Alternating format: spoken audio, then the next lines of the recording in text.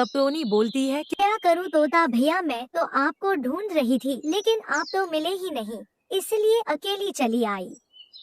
तब तो टोटा बोलता है चलो ठीक है, दोनों साथ में दाना खाते हैं। दानों साथ साथ दाना खाने लगे। फिर शाम होने लगी तब दोनों अपने घर की तरफ उड़ गए। टोनी घर पर पहुंचने के बाद अपने दोनों अंडे को देखती है और देखकर अपने मन में सोचती है, हे भगवान, कब मेरे अंडे में से बच्चे निकलेंगे। फिर टोनी अंडों के पास सो जाती है। फिर सुबह होती है। वह सोच रही थी, आज मेरा दाना खाने का मन नहीं कर रहा है, मेरा आज फल खाने का मन कर रहा है। क्यों ना मैं आज जंगल में जाऊं और जाकर सेब खाऊं। चलो साथ में तोते को भी ले चलती हूँ, तोता फिर से बात सुनेगा मुझसे। इतनी बात बोर करके टोनी तोते के घर की तरफ उड़ जाती है। टोनी घर के बाहर पहुंचने के बाद तोते को आवाज देती है। तोता टोनी की बात सुनकर अंदर से बोलता है, क्या हुआ टोनी, मुझसे क्या काम लग गया। फिर टोनी बोलती है, अरे तोता मैं टोनी बोल रही हूँ, चलो आज फल खाने का मन कर रहा है, मैं सोची तुमको भी साथ में लेते चलो। तोता बात सुनकर फिर बाहर आता है। तब दोनों साथ में जंगल की तरफ उड़ जाते हैं। उड़ते उड़ते जंगल के पास पहुंच जाते हैं। तब दोनों एक पेड़ की डाल पर बैठ जाते हैं। तब टोनी बोलती है, तोता भैया चलो हम दोनों जल्दी जल्दी सेब खाकर घर जाते हैं, क्योंकि मेरे घोंसले में 2 अंडे हैं। तब मुरु तोता बोलता है, हम बाहर जल्दी जल्दी भोजन करके चलते हैं। तब जल्दी जल्दी भोजन करने लगते हैं। भरपेट खाना खाने के बाद दोनों अपने घर की तरफ उड़ जाते हैं। घर पहुंचने के बाद टोनी फिर सो जाती है। ऐसे ही कई दिन बीत गए। फिर एक दिन टोनी के अंडों में से बच्चे निकल गए। टोनी अब अपने बच्चों को देखकर बहुत खुश हो जाती है। अब टोनी के ऊपर बहुत बड़ी जिम्मेदारी आ गई थी, क्योंकि अब बच्चों को घोंसले में अकेला छोड़ना अच्छा नहीं था। फिर भी खाना खाने के लिए बाहर जाना पड़ता है। अगले दिन टोनी अपने बच्चों को अच्छे से घोंसले में बैठा कर दाना खाने के लिए उड़ जाती है। रास्ते में तोता भी मिल जाता है। दोनों साथ में दाना खाने जाते हैं। दाना खाते टोनी तोते से बोलती है, तोता भैया मेरे अंडे में से बच्चे निकल गए। फिर तोता बोलता है, ये तो बहुत खुशी की बात है, बहन दाना खाकर फिर वहाँ। सब अपने घर चले जाते हैं। घर जाकर टोनी अपने बच्चों को देखकर बहुत खुश हो जाती है और खेतों में से जो दाना लाई थी वह बच्चों को देती है खाने के लिए। दिन बीत गया, धीरे धीरे बड़े हो गए।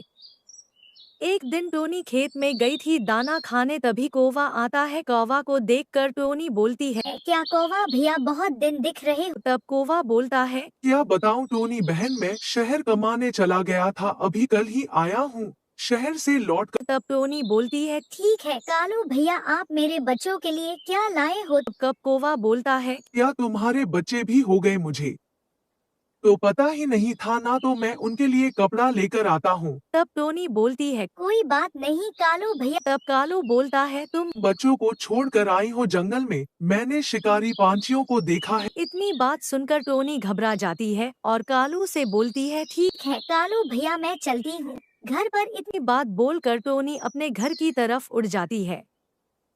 घर पहुंचने के बाद टोनी अपने बच्चों को सुरक्षित देखकर राहत की सांस लेती है। फिर उसके घोंसले में तोता आता है। तोता टोनी को बताता है, टोनी बहन, जंगल में एक शिकारी पंछी घूम रहा है, अपने बच्चों को संभाल कर रखना, क्योंकि वह शिकारी पंछी है, मेरे एक सहेली के बच्चों को मार कर खा गया। इतनी बात बोल कर तोता वहां से चली जाती है। अब टोनी को टेंशन के मारे नींद ही नहीं आ रही थी। अगली सुबह टोनी अपने घर के बाहर बैठी थी। वहाँ अपने बच्चों के सुरक्षा के बारे में सोच रही थी और अपने मन में बोल रही थी, अगर मैं उनको अकेला नहीं छोड़ूंगी तो हम लोग खाना खाने के लिए मर जाएंगे, और मेरे बच्चे अभी छोटे हैं, वह लोग उड़ भी नहीं सकते।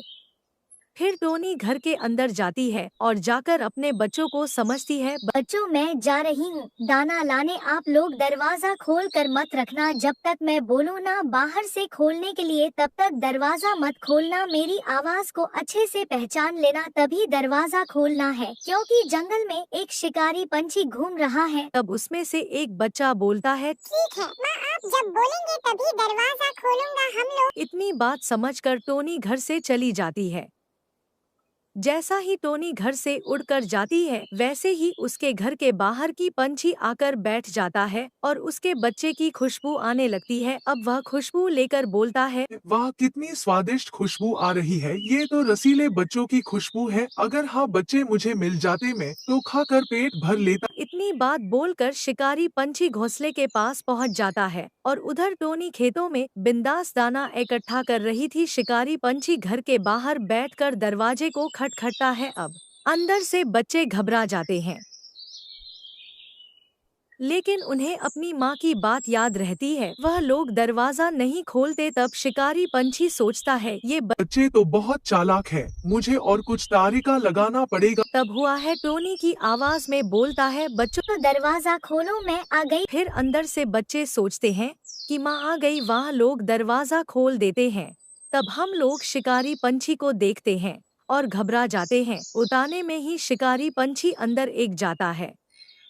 अंदर आते ही शिकारी पंछी बोलता है, आज मैं भर पेट खाना खाऊंगा। कई दिनों से भर पेट भोजन नहीं किया हूँ। इतनी बात बोलकर शिकारी पंछी ने दोनों बच्चों को मार डाला। दोनों बच्चों को खाने के बाद जरी पंछी वहां से उड़ जाता है। घोंसले में चारों तरफ खून ही खून था। धीरे धीरे शाम हो रहा था। अब टोनी घर की तरफ उड़ रही थी। जैसे ही टोनी घर पर पहुंचती है, घर का नजारा देखकर टोनी पूरी तरह से घबरा जाती है और वह अपने बच्चे के बारे में सोचने लगती है। ताप उसे कुछ नहीं समझ में आता और वह तोते के पास जाती है। मोरू तोते के घर पहुंचने के बाद टोनी बोलती है, तोता भैया, घर में मेरे बच्चे नहीं हैं। घर में चरणों की तरफ खून ही खून है और घोंसले में से बच्चे भी गायब हैं। तब तोता पूरी बात समझ में आ जाती है और वो टोनी से बोलता है, टोनी, तुम्हारे बच्चों को शिकारी पंछी खा गया। जंगल में कुछ दिनों से शिकारी पंछी घूम रहा है। जंगल में कई पंछियों का उसने शिकार किया। अब तो टोनी को समझ में नहीं आ रहा था कि क्या करे। तब टोनी एक पेड़ की डाल पर बैठी रहती थी। घर जाने का उसका मन ही नहीं कर रहा था। कैसे मैं घर जाऊं? घर की सन्नाहट मुझे काटने को दौड़ रही है। मेरे बच्चे रहते थे तो मैं कितनी खुश रहती थी। तब वह ठान लेती है कि मैं शिकारी पंछी से बदला लूंगी। अगले दिन टोनी अलग अलग जंगल में जाती है और शिकारी पंछी की तलाश करती है, लेकिन उससे शिकारी पंछी नहीं मिलता। तब उसे कालू कौवा मिलता है। टोनी से बोलता है, टोनी बहन, तुम यहाँ क्या कर रही हो? अब तो कालू को पूरी बात बताती है। तब कालू बोलता है, जाने दो टोनी, जो हुआ सो हुआ। शिकारी पंछी बहुत खतरनाक होते हैं। तुम उनसे लड़ने जाओगी तो वह तुम्हारे ऊपर भी हमला करके मार डालेगा। तुम अब फिर से अपना घर बसाओ। टोनी तो कुछ देर मानती नहीं, लेकिन कुछ समय वह मान जाता है और कालू से बोलती है, ठीक है कालू भैया, अब मैं अपना नया परिवार बसाऊंगी और उनका अच्छे से देखभाल करूंगी। तब तो नहीं वहां से अपने घर में जाती है। घर की अच्छे से सफाई करने के बाद घोंसले में फिर से अंडा देने के लिए बैठ जाती है।